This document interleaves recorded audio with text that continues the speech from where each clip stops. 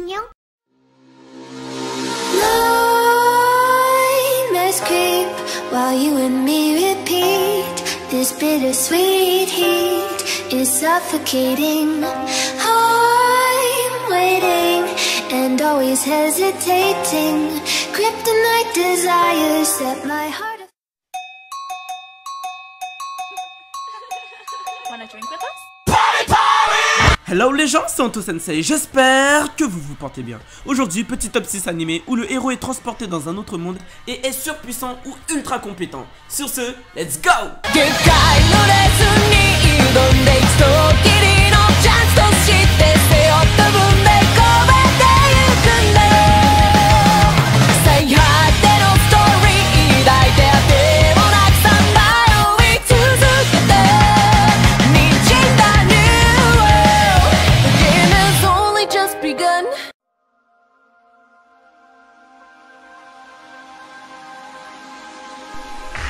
The Ambition of Oda. Yoshiharu Sagara, un jeune lycéen banal, se retrouve téléporté dans le passé durant l'époque Sengoku. Donc en bref, c'est une époque où les provinces se battaient entre elles pour prendre le pouvoir. Contrairement à ce que le début de mon résumé te laisserait penser, notre Yoshiharu est complètement surexcité. En effet, il est fan d'histoire japonaise et plus précisément de cette époque où règne le grand Oda Nobunaga.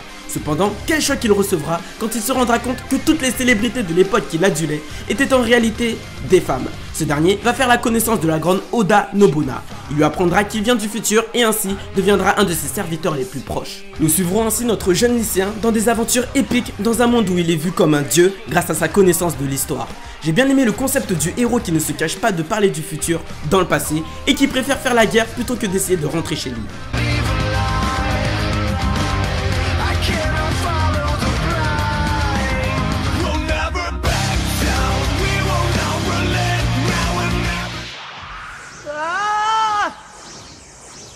Endraide. Le monde de Endra est un lieu fantastique tapis secrètement sous terre. Un jour, Shun Asanaga, un adolescent de 15 ans, en allant dans le bureau de son père chercheur, va découvrir un mystérieux cristal. Bien sûr, notre Shun va y toucher et se retrouvera transporté à Endra. Dans ce monde, il y trouvera Emilio, un prince déchu rongé par l'envie de se venger. Nous suivrons ainsi notre duo dans leurs aventures. What the fuck is Super Mario Bros? First things first, I'ma say all the words inside. Gate, la soif de conquête de l'empereur d'un royaume d'Heroic Fantasy, l'amène à ouvrir une porte dimensionnelle qui donne comme par hasard sur Tokyo.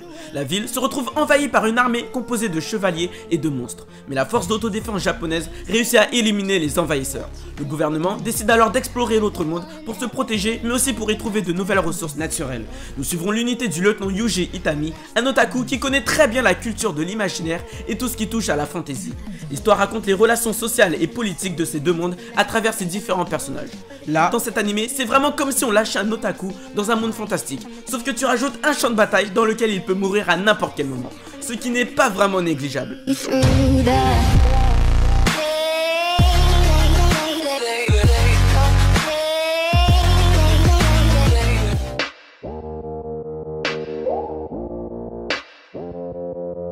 Deathmarch, imagine que tu te retrouves plongé dans un jeu vidéo où le héros c'est toi. Dans Deathmarch, nous suivrons la vie de Suzuki Ishiro, un développeur de jeux vidéo âgé de 29 ans qui, en allant se coucher, va se retrouver propulsé au sein d'un jeu vidéo qu'il était en train de créer. Dans le jeu, ce dernier se nomme Sato et est âgé de 15 ans. Au début, il sera persuadé d'être dans un rêve, mais il se résoudra vite au fait qu'il est bel et bien coincé dans un jeu vidéo. Celui-ci, sans réellement le vouloir, va gagner une puissance démesurée en décimant une puissante armée d'hommes lézards. Notre petit Sato va décider de vivre une vie paisible tout en cachant son incommensurable puissance pour ne pas s'attirer des ennuis inutiles.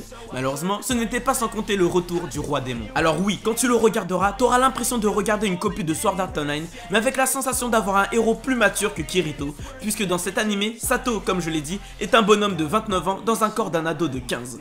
De plus, il est développeur de jeux vidéo, donc il saura d'une certaine façon comment tirer profit des bugs ou techniques d'optimisation dans les jeux en général.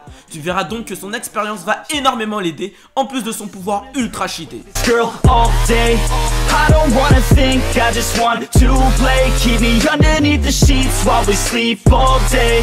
I just wanna feed everything I crave. I recall the first day that I met you. How could I forget you? No, I don't regret you.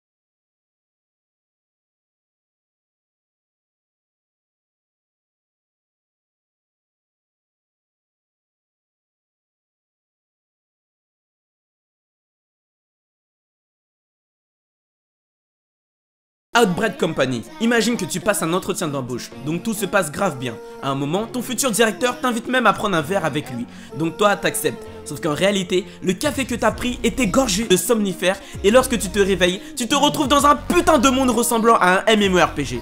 Tu le prendrais comment? C'est exactement ce qu'il va se passer dans Outbreak Company. Notre héros principal, Shinichi Kano, va se retrouver suite à un entretien d'embauche dans un autre monde. Celui-ci devra faire en sorte d'améliorer les relations entre humains et habitants du nouveau monde dans lequel il a été envoyé. Ainsi, il sera nommé par le gouvernement directeur de la diffusion de la culture otaku. En bref, il devra montrer au monde fantastique dans lequel il a été envoyé que la culture japonaise otaku est très intéressante.